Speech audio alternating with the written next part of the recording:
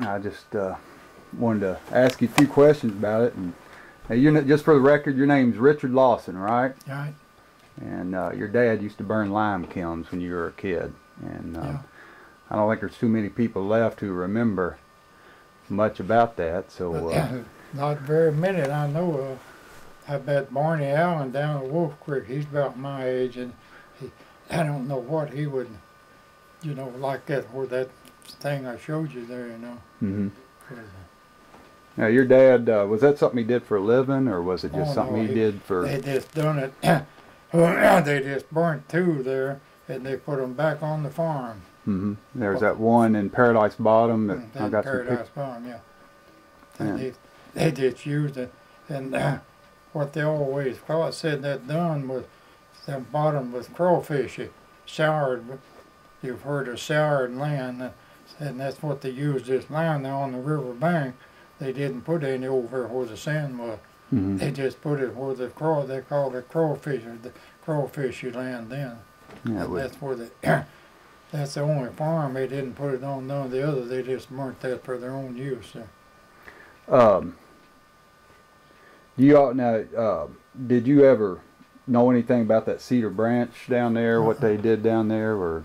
All I knew about is my dad would go over and haul lime on Sundays, Mm-hmm. and in the wagon. Mm-hmm. And of course, I went with him, and wasn't big enough to do nothing, but I just went over and got in the way most of the time, I think. But they hauled that down there to the river, and then the boats picked it up on Sunday nights and Mondays on the flat barges, and Mm-hmm. I didn't never know for sure which way it went, but what this paper said, most of it went south, Mm-hmm. like New Orleans, like that, Now, when they hauled that lime, did they pack it up some way, or how'd you haul it? I mean, did you? In barrels. Put it in barrels. I'd say about 30 gallon. Wasn't that about the size of that? You saw it about 30 gallon, and the wooden kegs, Mm-hmm.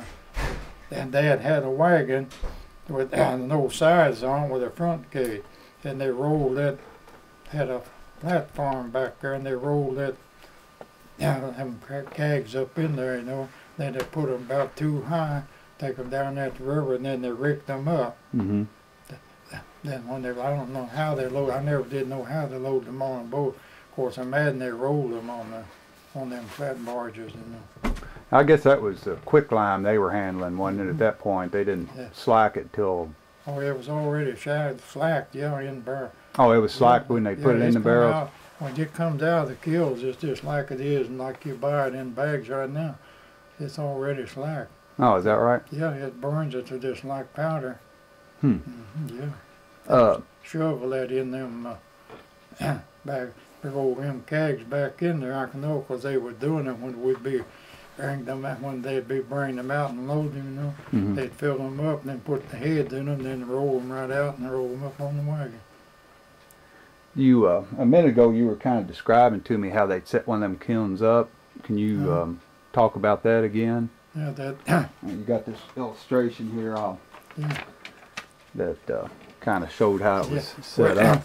Well, like they first started on them, I remember on that and down there they started digging like a tunnel. Mm-hmm. My dad and Cager Bennett did, and we never did figure out what it was going to look like with them, And they dug that tunnel first, back in there, and then they put the sand rock up and on it to keep it from falling in until they got it back where they wanted to start.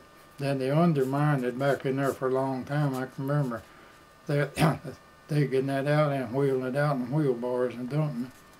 Then they got that done. Then they went up, started on the top and come down from the top.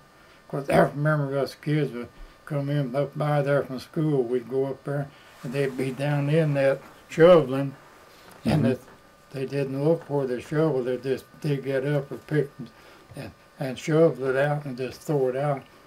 Then and it just rolled down over the hill, like that. Mm-hmm. And it's all done with picks and shovels and grubbing hoe. Mm-hmm. So it was a lot of hard work, wasn't it? But I can't remember. I know it was they done most of that in winter time. Most of the burning was done in the winter Working time. off. See, my dad farmed summertime, then Mr. Cager Bennett did too, you know. Then they done that in winter time. And of course, then I guess some days they couldn't work at all, but if they got down in there, I just keep working on shovels and digging it all out. But I imagine it's different. Now I imagine that kiln down there was a small one, according to what some of these I've been. That 400 barrels, that's bound to have been a big one. And like that picture you got there, it looked like a lot bigger than this and what is down here on the wall for Cashburn place. Now, you remember how long it would take them to do one of those kilns from the time they started to the time they shoveled the lime out? There was for over a whole school year anyway. There, and 9 months or longer. So school was about 9 months. Then the second time, man, of course, and they burnt that in the second time. Of course, didn't have to do all that. No, just but they done it in winter time too. So they could use one of those. They'd use them over and over again. Yeah. They used this one twice. I know down there. But I don't know about them in Cedar Branch. Them commercial. I would imagine all that in Cedar Branch was done commercial. You know, there wasn't no farmland down in there that needed the lime. Like might have hauled some out on Cedar Flat, but I wouldn't know about that. All I know is we hauled. I just over and helped my dad. And when he'd haul, we just over. We didn't do nothing, but got to go along, you know. I guess when was this? What years you talking about here? I told around from 26 to 30. Okay. And then I guess pretty much after that, nobody did it anymore. Do you? Let's see the last. I just wondered. I guess maybe in the 30s, probably the last time was ever any kilns burned anymore. According to what that said there, that they found that in 36. You know, hadn't been any burnt for years.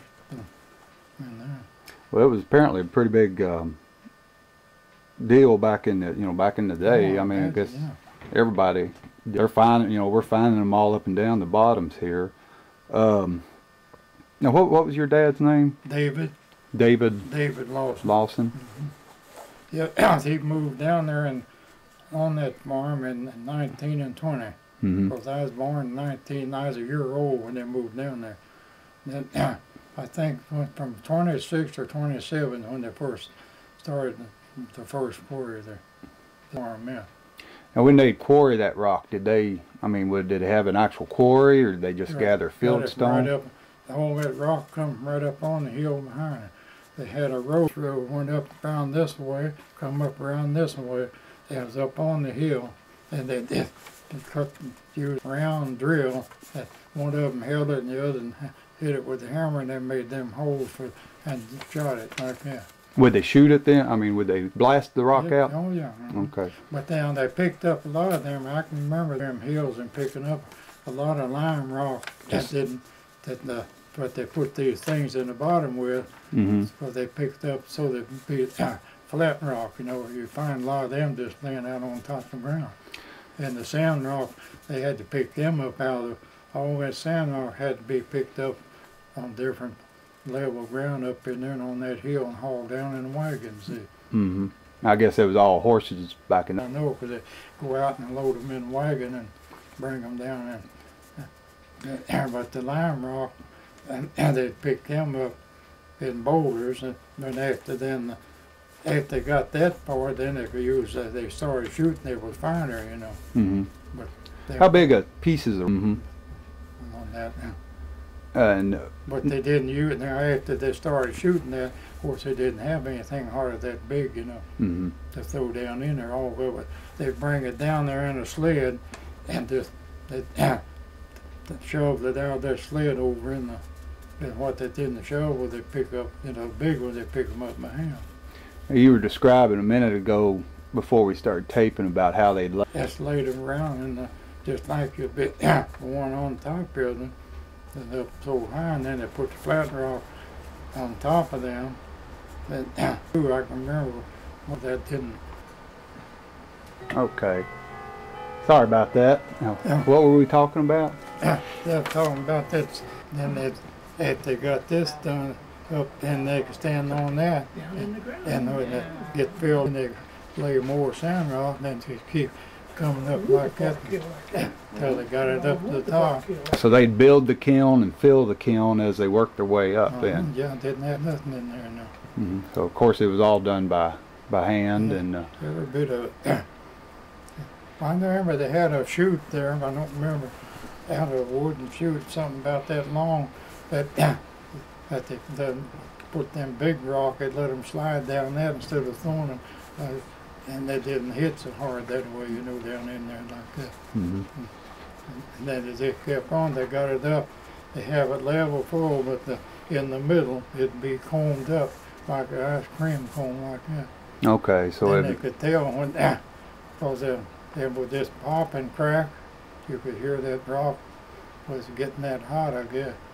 When they get to burn, it took several days before that blaze hit out the top, but when it got so hot, then that was blue and red. The prettiest, and it just lit up. Well, I know people would come every night and just sit around up on that hill and just right there every night. You know, some people come every night just to see it and visit, you know, too.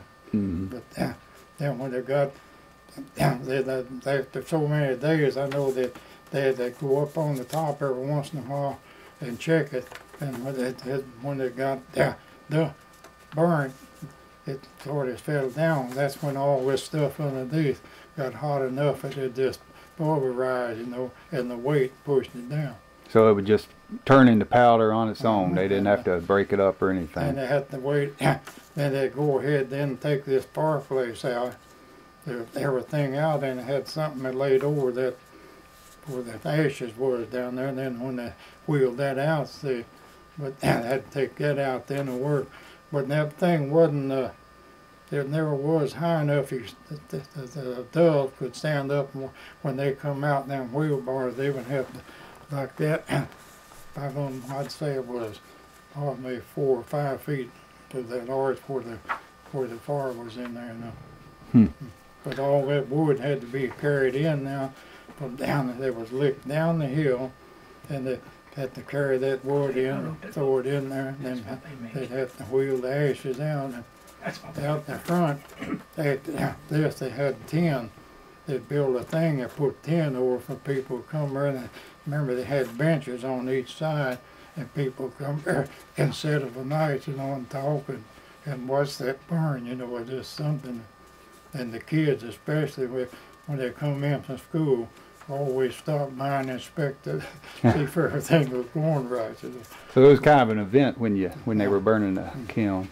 But I know the last one was over 7 days, because it was started on a Saturday and then still going on for the next weekend when they didn't pull the fire, I mean, just let it burn out.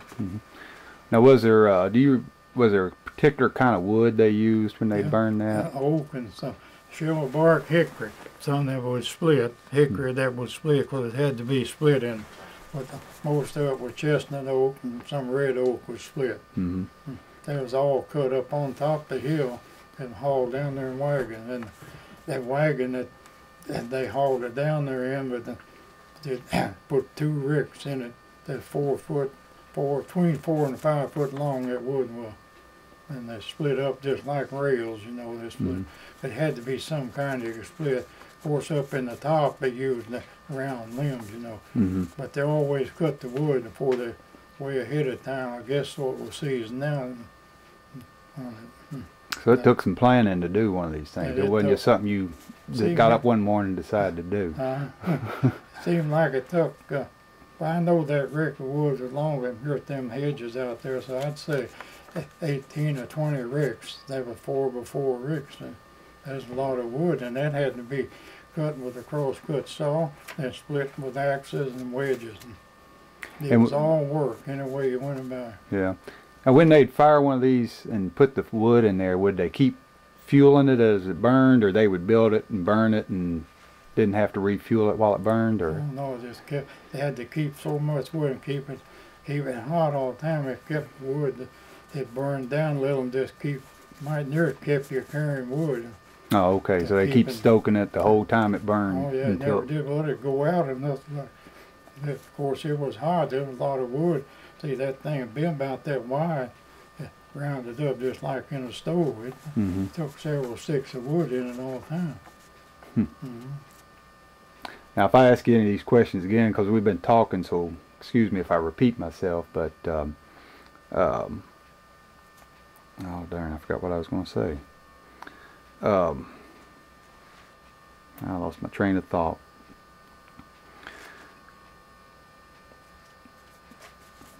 Now you say you didn't know the people who ran the kilns down there in Cedar Branch, right? No, I just know that I know that whoever that lived down there that had the wharf, post office, and store like that, it was a Thompson, but I don't know whether it was Norrie Thompson or whether it was Norrie Thompson's parents now. But Norrie Thompson was married to Elmer Peabody's sister, you know, and they did live there for a long time, but I don't know whether they was one that lived there when they hauled that lime down there or not. But it was the Thompson. You know anybody else who burned lime? I didn't know who even burnt it.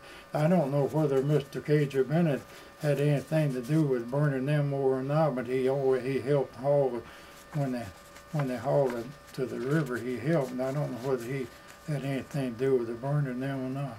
I think there was Bennett's owned quite a bit of the land down there, or I guess still do own down in there. Yeah, Zelda Bennett was one, but had a house about halfway from where the top of the hill down through there, and I imagine they did own down in there. But I didn't never know there's that many kilns down in there. I know there was more than that one where we hauled from different ones. But now that took a lot of wood to burn if they had all them kilns down in there. Oh yeah, that was a pretty big operation down in there, and those quarries are pretty good size too.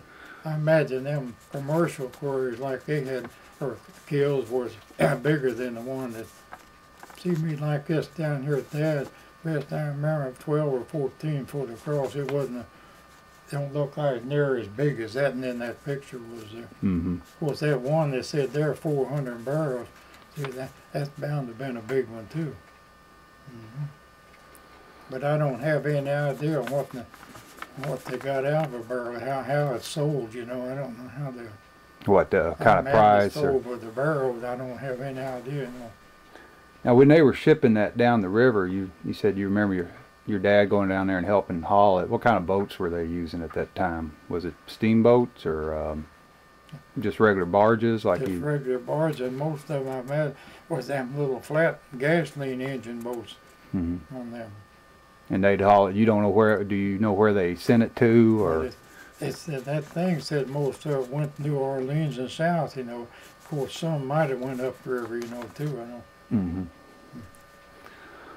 Well, I can't really think of anything else. Anything else you remember that we're leaving out here? That I wished I could remember how much Dad and them got for taking the teams and wagons going over on the sun.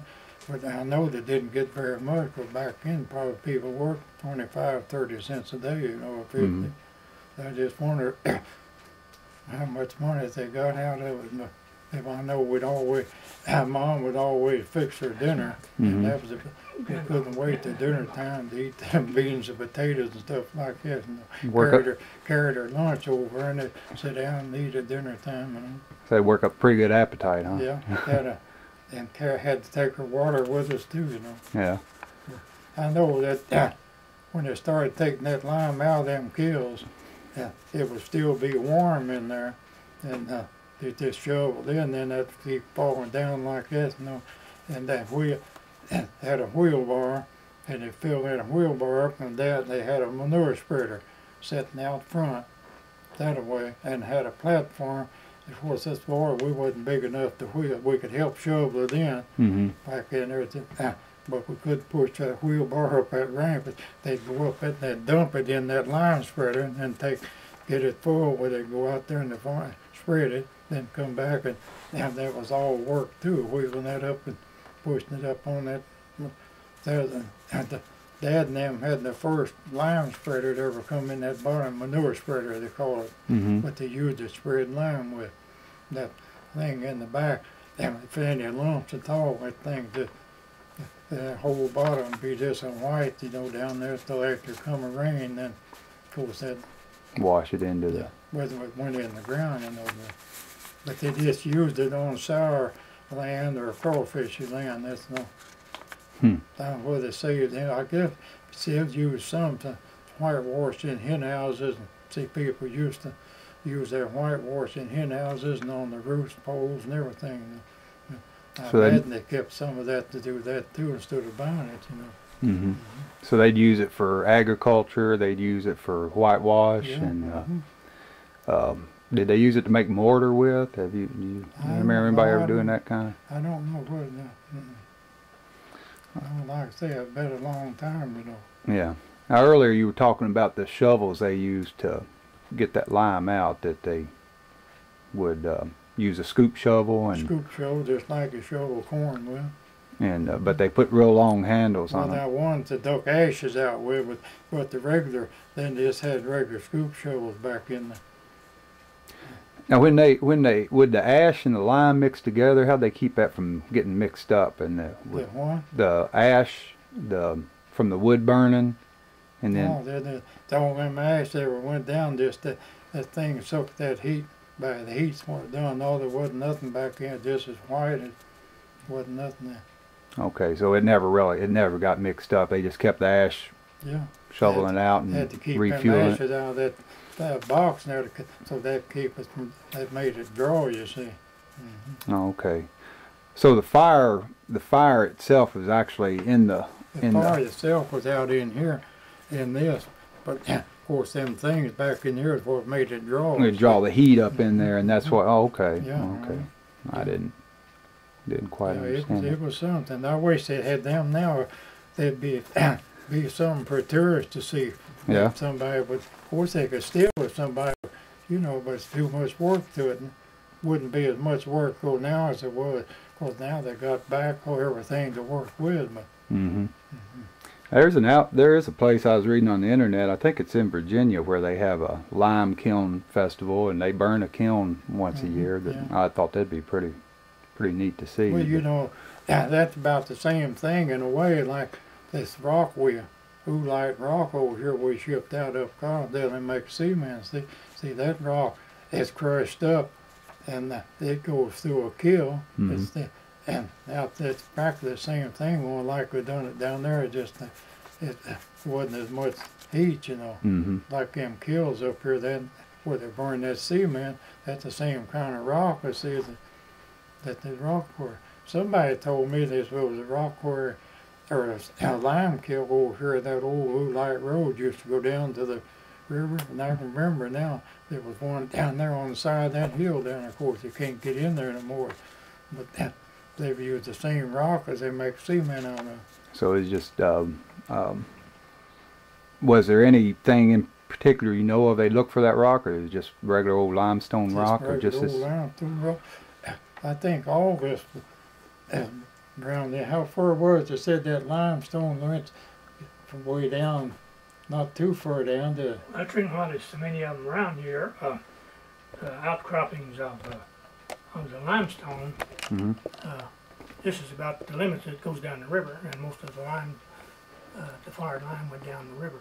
So you know, if you get down to Tell City and everywhere that way, why the limestone is way, if there is any, the bluffs are way away from the river, and then not too much further after that, you run out of limestone country. So that's how come there's so many of them around near the river here, because. And you was cutting cedars down there in the late 30s. You look at those old kilns then, or they in better shape then than they are now, I guess. Probably those commercial quarries have done away with the lime burning. And here's a story here, a little bit about lime hill. This is a family story of the family.